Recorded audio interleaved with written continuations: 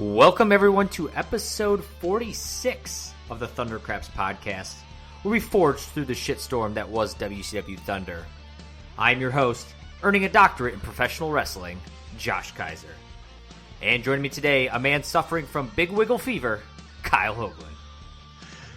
When was okay? I believe there were two different references to the big wiggle. I think one about the giant and one with Norman Smiley. I'm assuming you're talking about the latter than the former.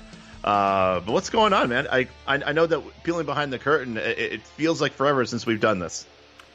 Yes, it does. To our fans out there who are waiting, we're back. So, we took a little hiatus there between 1998 and 1999, and while we did release last week our first episode of 1999 for Thunder, of course, that was January 7th, we recorded that episode a little while ago.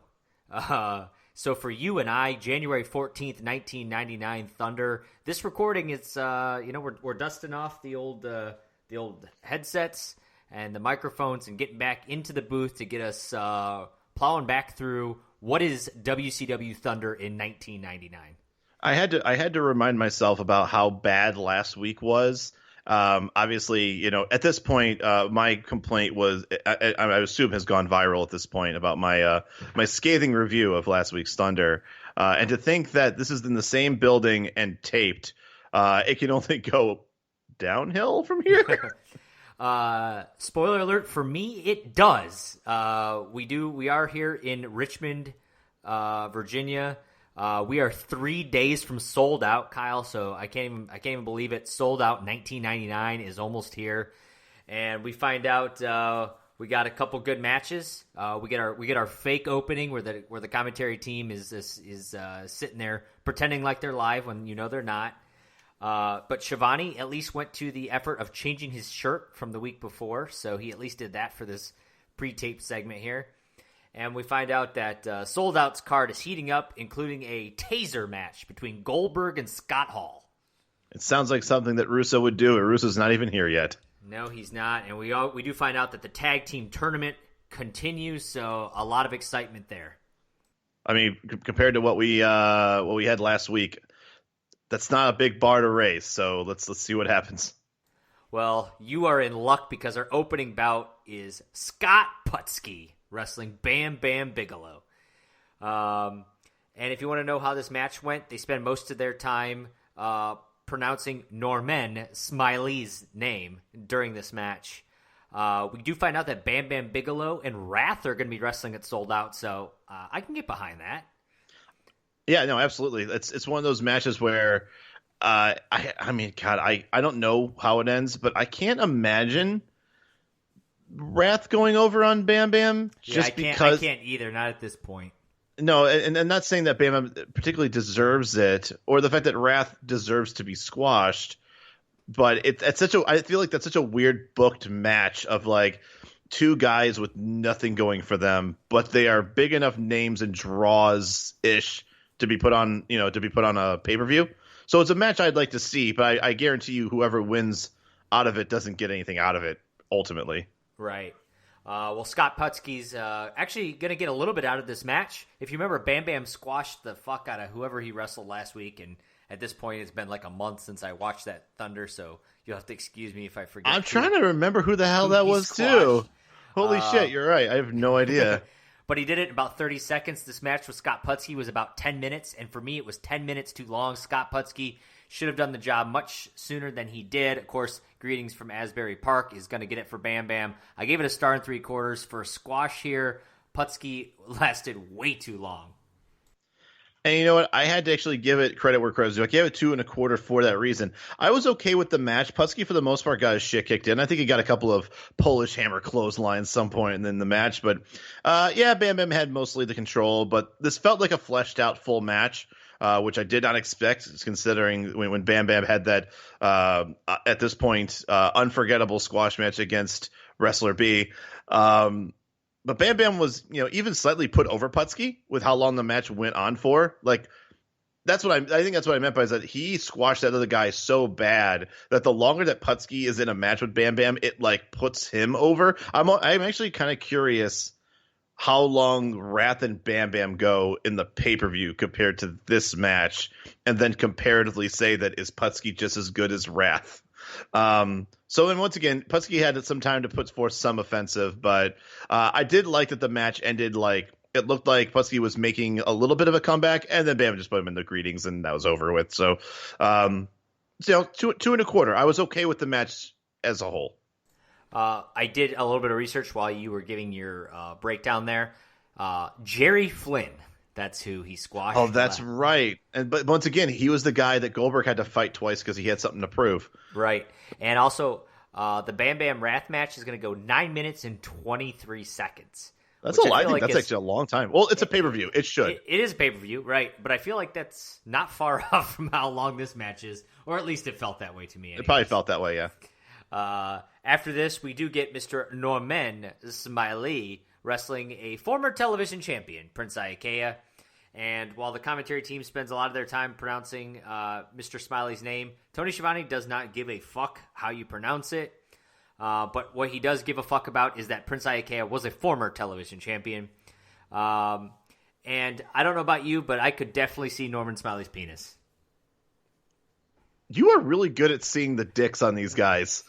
This guy's doing a big wiggle. And, right. He's not wearing much to leave to the imagination. Right. I'm just saying you've had in the years that we've been doing podcasts together, I feel like you've definitely made a mention of Goldust's dick, Kendall Windham's dick, and now we're talking about the Big Wiggle itself. I guess there's a reason why it's called that, right? He is the Magic Man. That he is, and he is going to win with a chicken wing. I did give this match 2 stars. I thought it, again, was way too long. Like, I feel like these matches are too long, and when it's Scott Putski versus Bam Bam and Norman Smiley versus Prince Iaukea, these are not the kind of matches I want to go long, and I fear that this night is just going to continue to get worse for me. And I think I just was on that side of I'm okay with matches that flesh out, so I gave it 2 and a quarter. Not the smoothest match. The crowd seemed to be really digging Norman at this point. I think that it was just seems weird because he does just look like a very he's charismatic, but he doesn't look charismatic, if that makes sense. He looks like a jobber that is getting over with the crowd. So you got to give him a little bit of credit that he's actually getting a little bit of a pop and some recognition for what he's doing. I don't know if you saw that Big Wiggle, he was getting more than a little pop. I guess. Once again, you're the resident expert of the wrestling penises. So also, I noticed that Prince Iaukea was getting booed every single time he was making a comeback, which I thought was hilarious because I think Prince Iaukea is a face at this point. The commentary actually concentrated for the most part on this match. You throw a little bit of like the current events that's going on, but I think that at this point, Norman, and also the fact of how to say his name, and I think they also mentioned Waffle Houses as well. They had enough to talk about with these two guys to make it entertaining, at least from like Heenan's perspective. He had a couple of good one-liners in this one. Also, we found out that Norman murdered Pepe on Nitro. We did. That is a good reminder right there. After the match, we get Mean Gene Okerlund and Jimmy Hart. So this is unexpected for Thunder and on a pre-tape show. Mean Gene. Here's the thing. I think this is not only is this a taped Thunder? I think this was a pre-taped segment on the taped show. Yes, or at least right. it had because it gave that like that that lightning kind of fade into the next segment. So it was kind of I just found that was funny that it was really more of a promo than it was like a video package promo than a in the I want to say in the studio in the arena type of promo. Yeah, no, I know what you're saying. So Jimmy Hart comes out. He's discussing this tag team tournament, and he starts naming all the previous world champions that he has managed from the days of Lex Luger and Hogan and all of the above. And that's when he brings out the soon-to-be future tag team champions, Ming and the Barbarian, who he said he's now representing as part of the First Family. I got to be honest, I thought he was already representing Ming and the Barbarian. I thought that too, and I also thought that Ming and Barbarian hated each other. So I feel like we're missing out on a lot of storyline that probably was never actually there. I think they just said, "Screw it, let's just put him with Jimmy Hart officially." I know that Jimmy Hart had the Barbarian and Hugh Morris, and Ming was like gone, and then when he came back, he was fighting against Ming and right. So yeah, so we have the reemergence of the First Family. Which for a lot of the young, even for us, I mean, the First Family dates back before we even watched wrestling. Well, I feel like this next promo pretty much predates all of wrestling because it went on for way too long as well. It started by Ric Flair and Bischoff hanging out in Ric Flair's office. Of course, Ric Flair, for those of you who need a reminder, is running WCW. And he tells Bischoff, he tells Bischoff that they need to discuss what they're going to do with Hogan and Nash. Rick says he has plans, but he's not going to tell Bischoff what they are. And he said for the next 90 days he's going to make Bischoff's life terrible. Then you see Bischoff has to ride in the semi truck, the 18-wheeler with the ring crew. So there's a lot of funny. Back and forth here as Bischoff is mocking the truck driver here. Then you see scenes of Eric Bischoff struggling to carry ring parts down to the ring for Nitro as he's going to be part of the team assembling the ring. He then gets angry with some guy named Bill, who must be one of the ring technicians. And, as Bill's trying to tell him how to build the ring. You do see at this point that Bischoff had a big blue wrench that he was using to take care of assembling the ring. Well, then they cut to a match with Nash and the Giant, of course, fighting to be who's going to be the real big man of the NWO. And you see Nash go outside the ring, grab that blue wrench that Bischoff had set up from earlier in the day, which he uses to hit the Giant with and get the pin. And this is Bischoff on commentary during that, said, this is just like, the Titanic just sank and Nash is the NWO.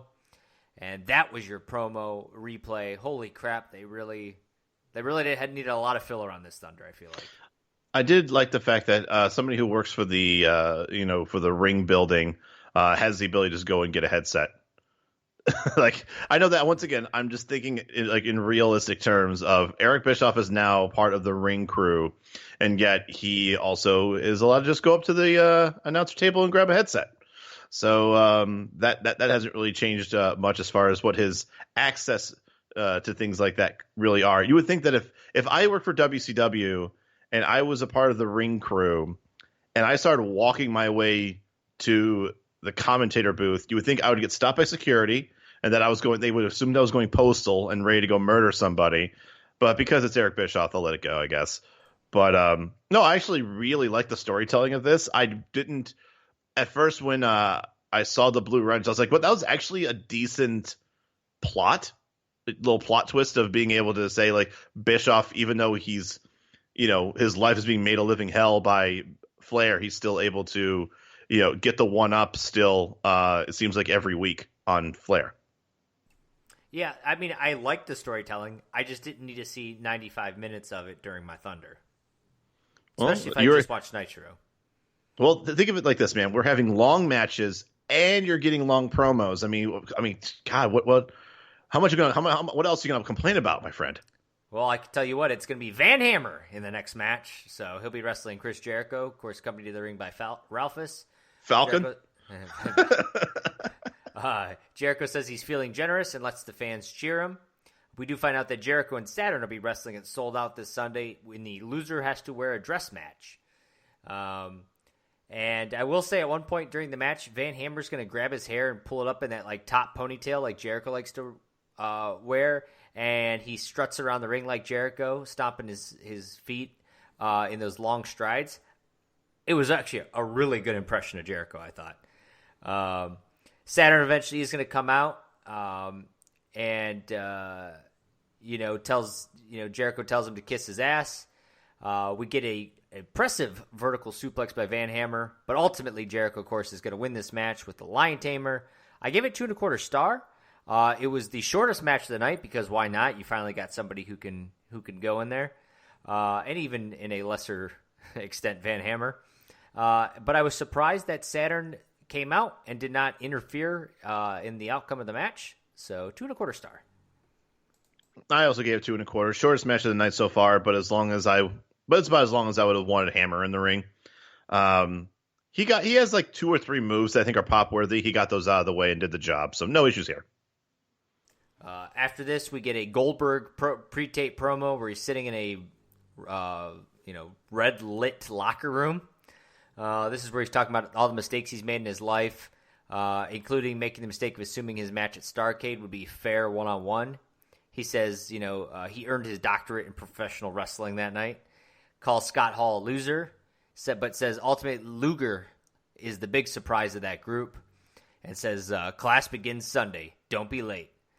And then for a man who won 174 matches in a row, I do like the idea of him saying, like, I've made a lot of mistakes in my career. I'm like, I think you've made one. You lost once, right? And you got tased in a match that you probably should have won. I don't know, man. Like I'm catching what you're throwing, but it doesn't mean I have to agree with it. Well, Goldberg's going to continue the Sunday school puns like he's Dean Douglas out here. He tells Hall that he's going to be the first, and tells him don't be late for class. Ultimately, it was a bad promo, and it even ended weak for me. It just all around felt awkward. No, it was awkward. I think also considering the fact I think this is the most we've ever heard Goldberg speak since we've been following, right, this wild ride of his, and now he has a promo where he is just, it looks like he's looking down and reading a piece of paper, which he might have been, who knows. Well, if he was, they didn't write it well enough. I give you that. After this, we get the first family of Ming and Barbarian, accompanied to the ring by Jimmy Hart. They're wrestling Bobby Duncombe Jr. and Mike Enos. So the tag team tournament continues. And it was weird for me. The commentary, I felt like, were really quiet at the beginning. And it was like eerily quiet for a while, which for a pre-tape show, like you feel like they would just have the audio ready to go. I think you even made a comment that the audio sounded off even with the way they were playing theme musics here. Yeah, like Mikey, I think they used Mike Enos' theme for him and Bobby Duncombe Jr., and it was just so blaringly loud. And I don't know why. I can't really understand why. Because, I mean, we've had occurrences where we've had to, they've had to play over what you would consider copyright music. But apparently Mike Enos's or whoever's music that they used is so like blaringly and obviously copywritten that the W Network had to really blast it. And because of that, we missed all of the commentator, shenanigans, which I don't know how much, Heenan was going to be able to make jokes about the beginning of this, but it's something we'll never know unless we get like a real like raw tape of Thunder. What you do get, though, is Tony Schiavone and Mike Tenay arguing about Mike Tenay's friendship with Scott Dickinson, as they continue to think he's maybe a less than straight shooter when it comes to being a referee. And the match actually went on for a bit, but eventually, all of the NWO come out. They basically attack everyone. The match is thrown out. I don't think there's any sense in us rating it. But you...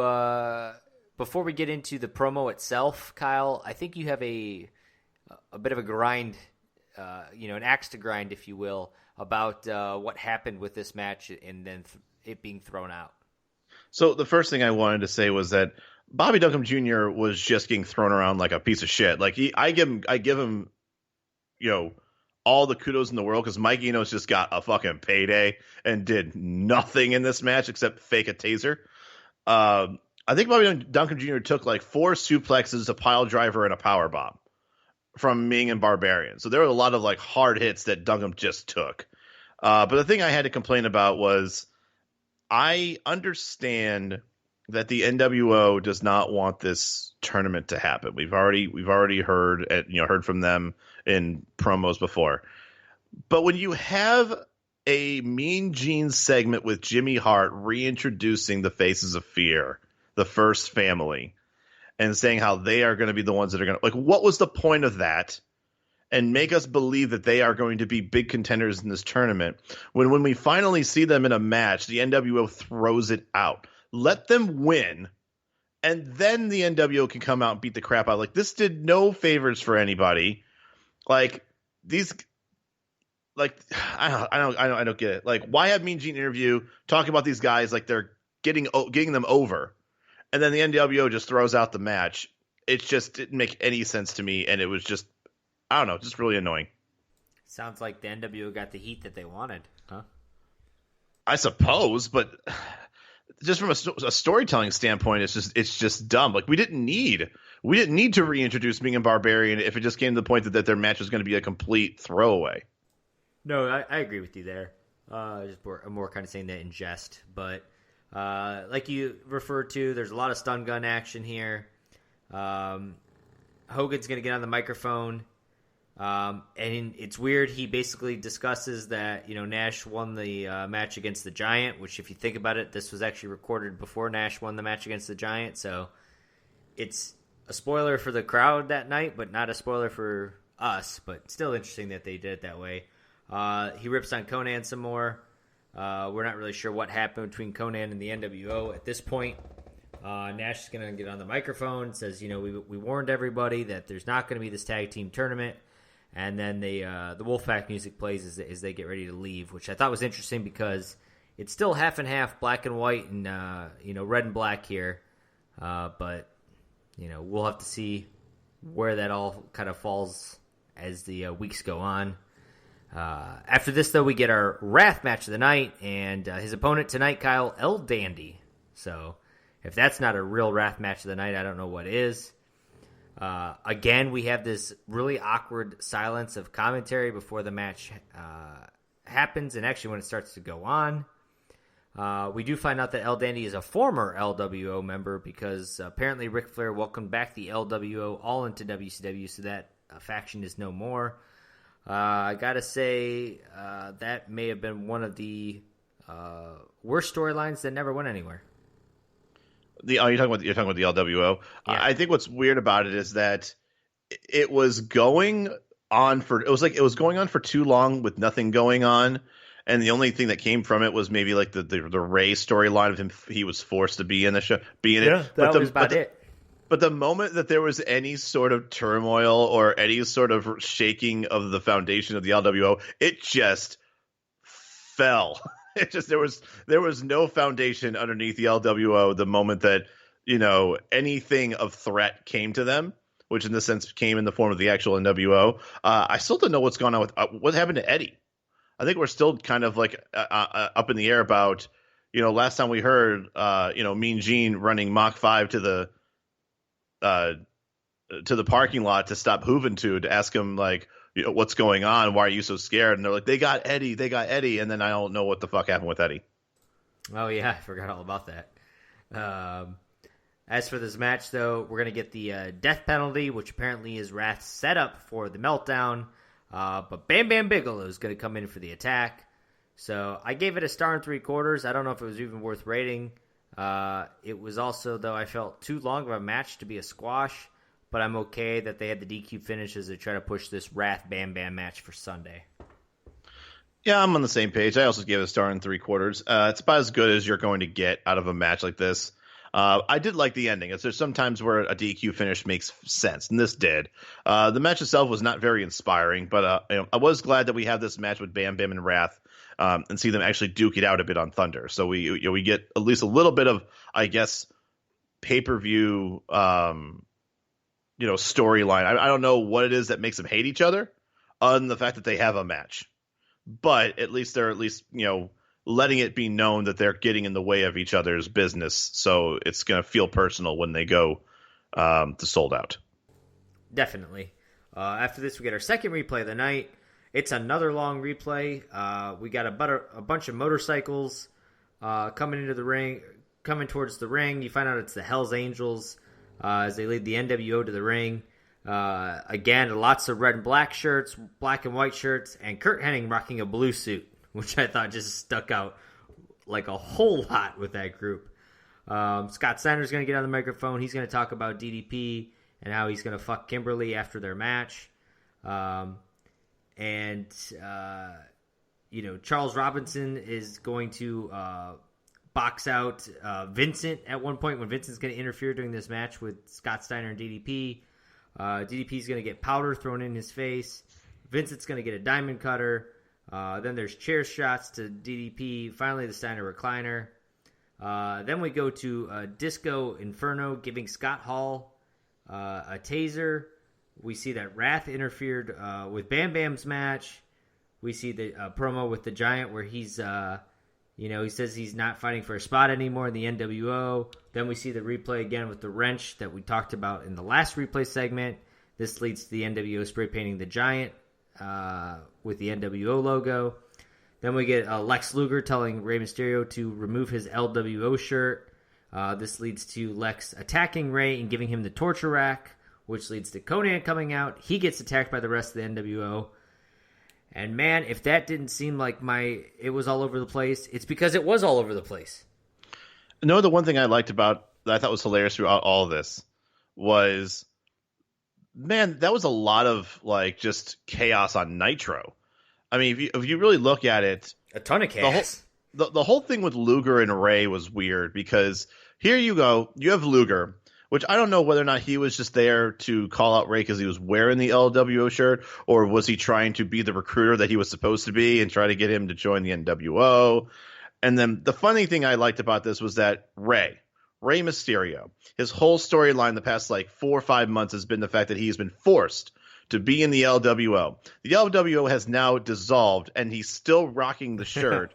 Luger's telling him to take it off, and Ray, because of some empty, I don't know what, loyalty to nobody, to a stable he didn't even want to be in, refuses to take off the shirt, and so he gets attacked by Luger. Man. He doesn't put the shirt on for anyone. He doesn't take the shirt off for anyone. He's just stirring the pot. He's just kind of being a little bit of a dick. So maybe he did deserve to get torture racked to hell.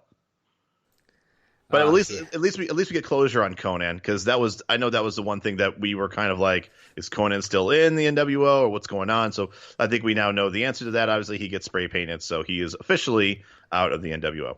Yes, he is. Another man that you might not get closure on, if he ever joined the NWO or not, is our next man, Disco Inferno. He's going to be wrestling Super Kalo. During the match, Scott Hall is actually going to come out with a taser. We see one of the worst Tilt-A-Whirl slams I've ever seen in the history of Tilt-A-Whirl slams, which Heenan tries to play it off and say that they're too tired. That taser, though, is going to lead into a chart buster, so Disco Inferno is going to get the win here. I thought it was nice that they had some continuity with, Disco helping Scott Hall on Nitro, so Hall's going to help Disco here on Thunder. But ultimately, why does Hall give a shit about Disco Inferno? And also, why does Disco Inferno need help against Super Kalo? I gave it a star and 3/4. See, you did. Okay. I gave it 2 stars. I thought the match was fine. I agree. I'm sure Disco didn't need the taser, but I think it at least sets up Hall shooting a promo. So I thought that was a win-win. Hall was going to come out and do this. At least he had a reason to go out, and he had a reason to be out there because Disco did hook him up with during Bam Bam's match, so he felt like, okay, I'm going to go ahead and return the favor. So I understood the storytelling behind that. I also find that it's very interesting. This is the first time I think I've noticed that a lot of this Thunder is a lot of the actions on here have to do with the Nitro that nobody like you said before, who's at the arena, they know nothing about anything that they're talking right. about. All of this is a lot of this is continuing from things that happened that haven't happened yet. Right, and usually they just they are very generic with their storytelling, stuff that hey, no matter what happens on Nitro, it's going to be stuff that makes sense. But because this is stuff that directly has to do with when they were in Tacoma or wherever the hell they were, it's just very interesting because there's probably a lot of people in the arena are like, what the fuck is going on here? But obviously for the television watchers, which is going to be a lot more than a couple thousand that are watching Thunder, but I just found that was very different because I think that is kind of we're moving away from, I think, their normal formula of just being very generic on the tape shows. Well, I wouldn't pull the trigger on that just yet, but this episode at least it does seem that way. After this, to your point, though, Scott Hall is going to cut a promo. He basically says we don't forget people who cross us or do us favors in reference to Disco helping him. And he says that Disco, you also helped us at Starrcade. Hogan and Ash want to speak to you in the back.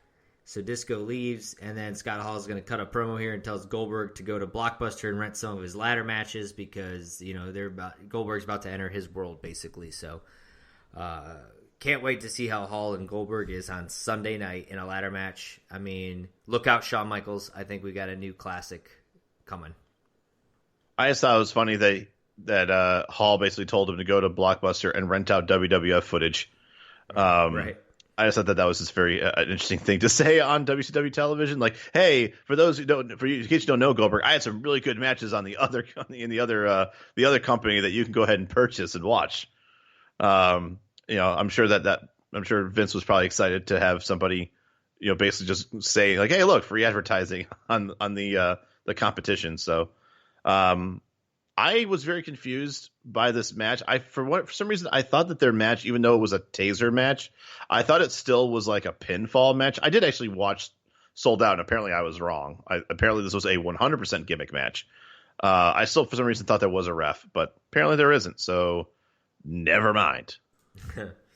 That said, I wish I could go to Blockbuster and rent that Michaels Hall match because unfortunately, our main event is Mongo McMichael and Chris Benoit teaming up against Barry Windham and Kurt Hennig. We do have 8 minutes to go in this match. You make a comment and actually cut a quick gif of Benoit chopping the shit out of Hennig. Oh, dude, he fucking chopped him into like Singapore. It was crazy. I think my favorite thing about these types of oversells is that depending on who the ref is, and thank God it was Charles Robinson, because if you watch Charles Robinson, he oversells it. That's what I love, is that when you watch somebody like Kurt Hennig, who basically dislocates his shoulder to choreograph how hard this chop was, you look over at Charles Robinson, and it just looks like he got chopped. I thought he was going to fall down. So that's this small, Saturday morning cartoon fucking wrestling that I just appreciate. No, it's a great point. It's a small nuance in the background that, could go unnoticed, but it also doesn't take away from what's happening. Correct. You also made a comment here about Heenan's quote where he says it's a lot easier to beat up a 10-year-old than it is to beat up a 20-year-old. He said it's when they get to 11 that they get scrappy. I felt like there wasn't a whole lot of great Heenan lines. I think Heenan had a lot of just his normal, just kind of his quips here and there, but this was a good one. Yeah, it wasn't Heenan's best performance by any means this week. We do get Barry Windham kicking out of the flying headbutt, so who saw that coming? He is going to get locked into the crossface, but Hennig's going to come in with the chair. He's going to go wild. That's going to end the match in DQ. I gave it 2 stars. It was all right, but that ending was kind of stupid. I give you that. I mean, I don't think anyone expected that this was going to be a clean finish with these not, 4. It just could have been better. I have a theory that the reason why the flying headbutt didn't take down Barry Windham was because I think that Benoit had to ease up on the flying headbutt because his head was still smarting from the boots of doom from Barry Windham from the show before. So I think it might not have gotten the full force of the headbutt.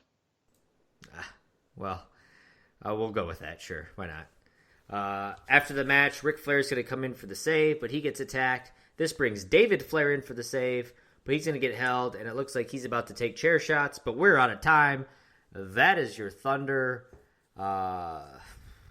Man, what did you think about this go-home show for Sold Out, Kyle? So now that I completely forgot that this was a go-home show, I think overall I thought it was a better Thunder than last week. But nothing really stood out. And then put on top of that this is the go-home show. But once again, it's a taped go-home show. I don't know how much they actually – and maybe that's the reason why they did share a lot of the storyline, which is, like I said, not something that we're used to seeing on a pre-taped show. I still have no idea what the fate of the tag tournament is.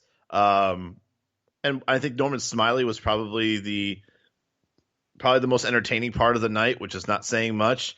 We didn't have any solid mid-card match or cruiserweight match to kind of get the crowd going. I think a lot of what we consider decent to good Thunders, you always had maybe a Eddie Guerrero in a match, or Ray in a match, or Kidman in a match, or Chavo in a match, or Jericho fighting somebody that's not fucking Van Hammer, to at least like kind of get the blood pumping for the people who really want to see a good fast-paced match. None of these matches, obviously, were going to give you that. They did have plenty of recap, which makes sense for a tape show, and also to kind of, stir up everything to get ready for Sold Out. They want to make sure people are going to be interested in watching Sold Out. But I still really hope Thunder steps it up, because last week was straight trash. And the reason why, and I feel like you didn't like this Thunder even more than last week, but I think the reason why I hated last week's more was because you had everybody on the show. Like I think the bar was really high when you thought that, oh, look at all these people that are on the show, and it was still so fucking bad. And then also ended with the fact that Windham fucking boots Benoit in the back of the head for a win. Like you left the show just feeling like you got slighted. This one just felt like just an overall bad show. I didn't feel slighted by this show, if that makes sense. It didn't exactly check off the boxes, and I still need to know if Disco's a member of the Wolfpack. I was actually kind of bummed that he said, "Hey, Hogan and Nash are in the back; they want to talk to you." And what I was expecting was him being laid out, in the back, and or nothing something like that. happens. Like, what is that about? So overall, not a good match, but I didn't feel slighted like last week. Yeah, I mean, I was not crazy about the Thunder. I thought the matches dragged on. There wasn't very many good matches. I think 2.25 star was the best I gave. It was a go-home show, and I guess they slightly pushed the Flair, Hennig, Windham storyline. We did get Wrath and Bam Bam pushed a little bit. We find out that Jericho and Saturn are wrestling, so there's a little bit there. And Hall's able to cut a promo. So, I mean, they tried with the tape show to at least push a handful of the major stories heading into Sunday. But I don't know. Ultimately, I just wasn't crazy about the show. I thought the replays were long and all over the place. I felt like if I had watched Nitro, I basically just rewatched Nitro again here, with some garbage matches in between. So overall, wasn't crazy about this Thunder, and I to your point, maybe after Sold Out they'll gain some momentum, and we'll hopefully have a better live Thunder next week. But I'm not holding my breath right now. But that said, that is our show this week. So if you haven't yet subscribed to the show, get out there, subscribe, leave us a review, let us know how we are doing. And of course, you can always go to @ThunderCraps on Twitter. Send us out some tweets. We like to tweet out maybe that gif of Benoit and his shop will make its way out there on the Twitter. And of course, you can always go to thundercraps.com for all of our previous episodes. And then that said, go watch Sold Out 1999. Check out the taser match. Check out the dress match, and of course the Wrath match of the night. And of course the world title. Oh wait, never mind. He didn't defend it. Right. And then you can always go check out Thunder 47, January 21, 1999, Kyle, a day before you turned 14. It's a good year. It's going to be a wild one. So for Kyle Hogan, I am Josh Kaiser. We will see you next time on the Thunder Craps podcast. We are taseringly out of time. See ya.